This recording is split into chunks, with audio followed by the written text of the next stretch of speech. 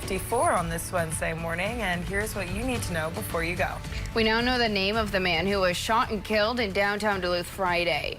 Police have identified 35-year-old Chaz Tony as the victim. You'll remember the fatal shooting happened around 12:30 a.m. in the Central Hillside neighborhood near West 3rd Street and North 2nd Avenue West.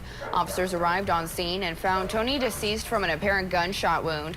DPD says there have been no arrests made in connection to the crime, and it remains an active and ongoing investigation. As the investigation into the Hibbing House explosion continues, there's a way you can help the family impacted. A GoFundMe was started to help these three who lost their house in the explosion Sunday. The man you see, Dave, is in critical condition in Hennepin County Medical Center after suffering severe burns. His wife Missy and the couple's grandson Jax were not home at the time of the incident, but no longer have a place to live. The GoFundMe will help with basic necessities such as clothing, food, temporary housing, and lost wages while they recover. If you'd like to help, we have a link to the page at northernnewsnow.com.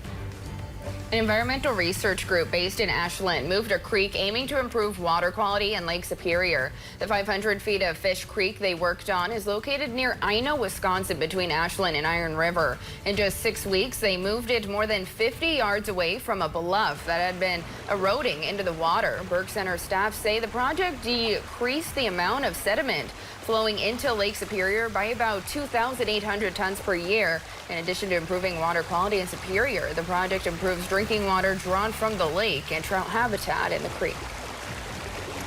It's been 1 week since the Crosby wildfire, and crews continue to make progress. Firefighters have held the fire in place at 300 acres in George Crosby Manitou State Park, which is just north of Finland. The wildfire is currently at 85% containment. According to the Minnesota DNR, they are continuing to check the containment line and are mopping up hot spots.